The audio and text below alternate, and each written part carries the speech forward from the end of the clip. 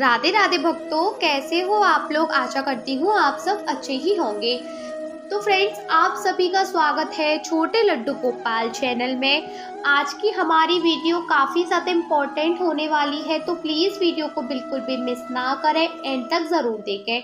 तो फ्रेंड्स, आज की वीडियो में हम जानेंगे ठाकुर जी को फूल बंगला सेवा हम किस प्रकार दे सकते हैं, फूल बंगला सेवा होती क्या है और हमें कब से कब तक ठाकुर जी को यह सेवा देनी चाहिए, और अगर हमारे पास में फूल बंगला नहीं है तो हमें क्या करना चाहिए।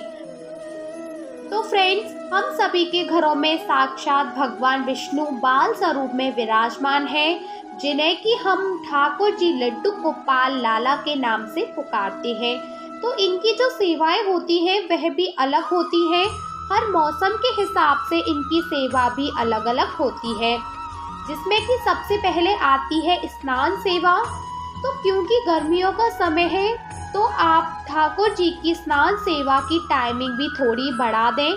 कहने का मतलब है थोड़ी देर आप उन्हें पानी में रहने दें, जिससे कि उन्हें अच्छा लगे, ठंडक लगे उनको। तो जैसे कि फ्रेंड्स, हमारे घरों में बच्चे होते हैं, सर्दियों में नहाना नहीं चाहते और गर्मियों में बाथरूम से बाहर आना नहीं चाहते।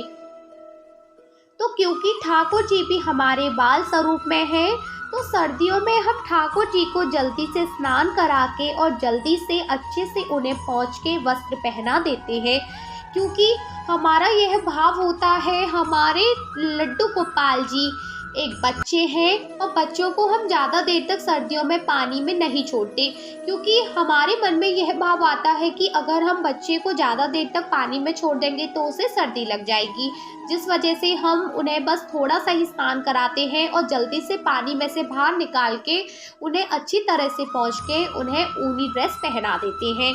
लेकिन गर्मियां हैं तो आप लड्डू गोपाल जी को थोड़ी देर पानी में अवश्य रहने दें, क्योंकि उन्हें भी इंजॉय करने को मिलेगा और उन्हें बड़ा आनंद आएगा पानी में खेलते हुए।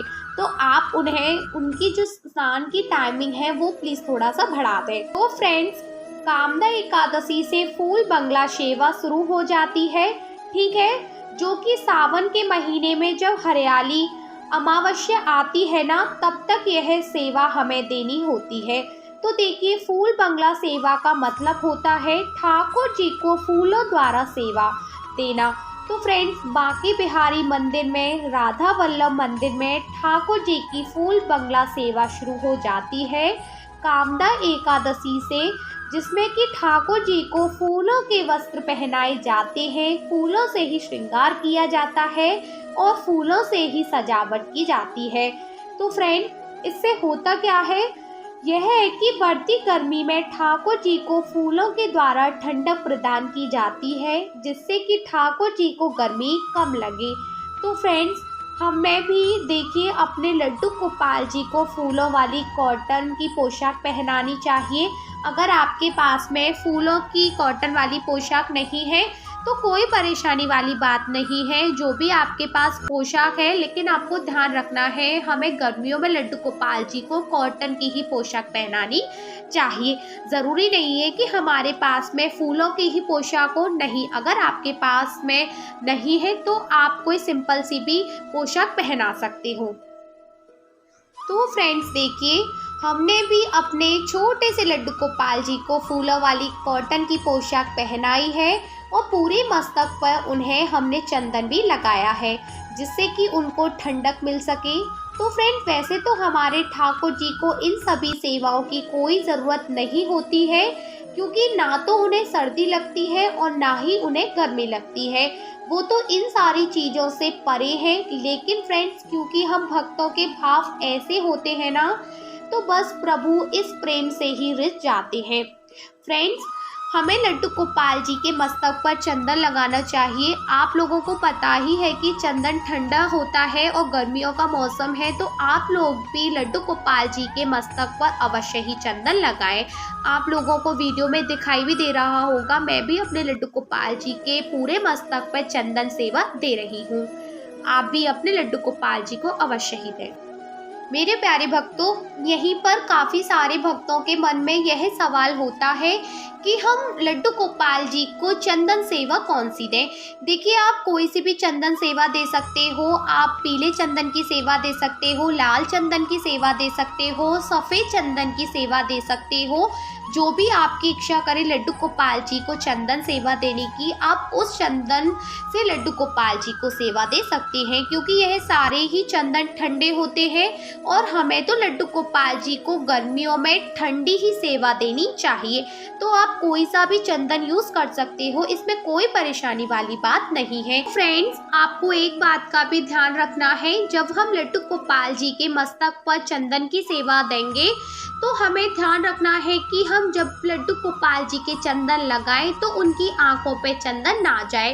तो आप बड़े ही ध्यान पूर्वक लड्डू गोपाल जी के मस्तक पर चंदन सेवा दें। ध्यान रखें कि हमारे लड्डू गोपाल जी छोटे बच्चे हैं, उनकी आंखों में जरा सा भी चंदन ना जाए। आप तो फ्रेंड्स, आप भी इस समय पर अपने लड्डू गोपाल जी के आसपास फूलों से डेकोरेशन कर सकते हैं, फूलों की लड़ियां लगा सकते हैं। तो फ्रेंड्स, फूल बंगला सेवा का मतलब होता है ठाकुर जी की सेवा में ज़्यादा से ज़्यादा फूलों का इस्तेमाल करना। ठीक है, तो आप फ्रेंड्स आर्टिफिशियल फूलों की जगह अगर आप ओरिजिनल फ्लावर का इस्तेमाल करेंगे ना, तो वो तो बहुत ही अच्छा रहेगा। चाहे आप 2 फूल चढ़ाइए, चाहे आप 1 फूल चढ़ाइए, लेकिन श्रद्धा से चढ़ाएं तो फ्रेंड आप उनके लिए तरह तरह के फूलों की माला बना सकते हैं।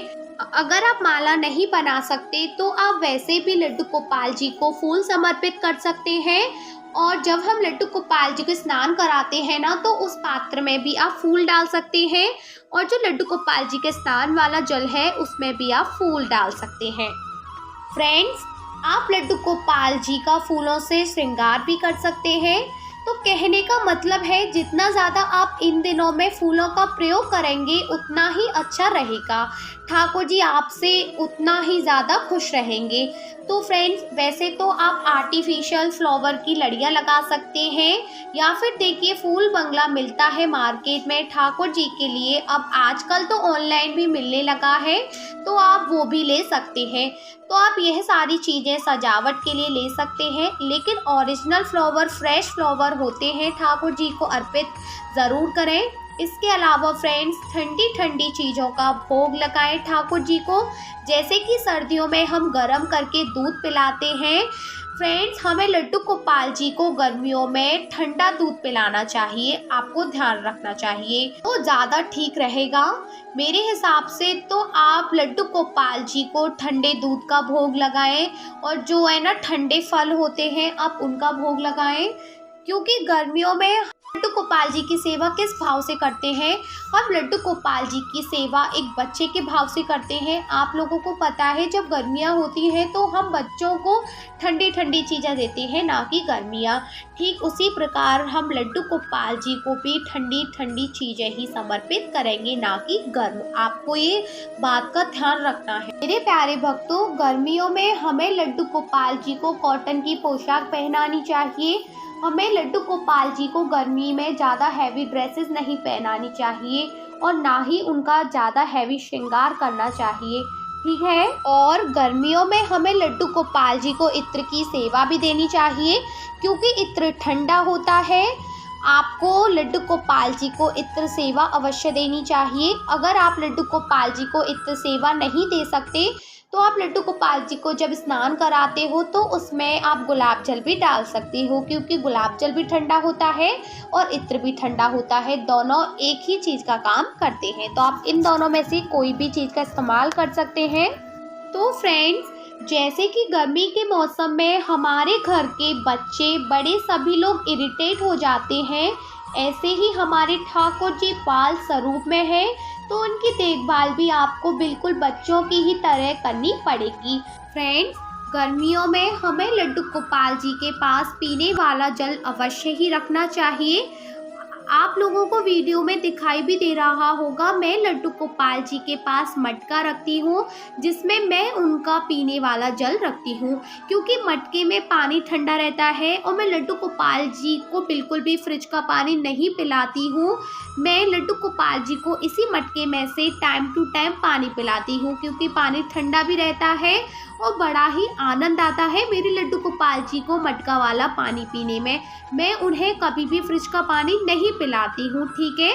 आप लोग भी इस तरह से अपने मंदिर में मटका रख सकते हो जिसमें आप लड्डू गोपाल जी का पीने वाला जल रख सकते हो, या आप सुराई में भी लड्डू गोपाल जी का पीने वाला जल रख सकते हो। जो भी आपकी इच्छा करे ना, जिसमें लड्डू गोपाल जी का जल ठंडा रहे, आप उस पात्र में लड्डू गोपाल जी के लिए जल रख सकते हैं, ठीक है।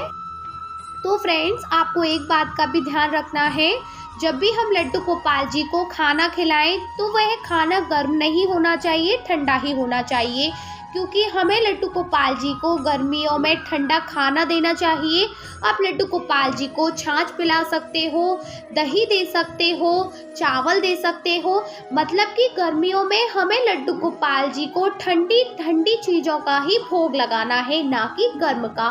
कोई भी चीज़ आप गर्मियों में लड्डू गोपाल जी को गर्म ना दें, इस बात का आपको बेहद ध्यान रखना है। फ्रेंड्स, गर्मियों में हम लड्डू गोपाल जी को फलों का भोग लगा सकते हैं।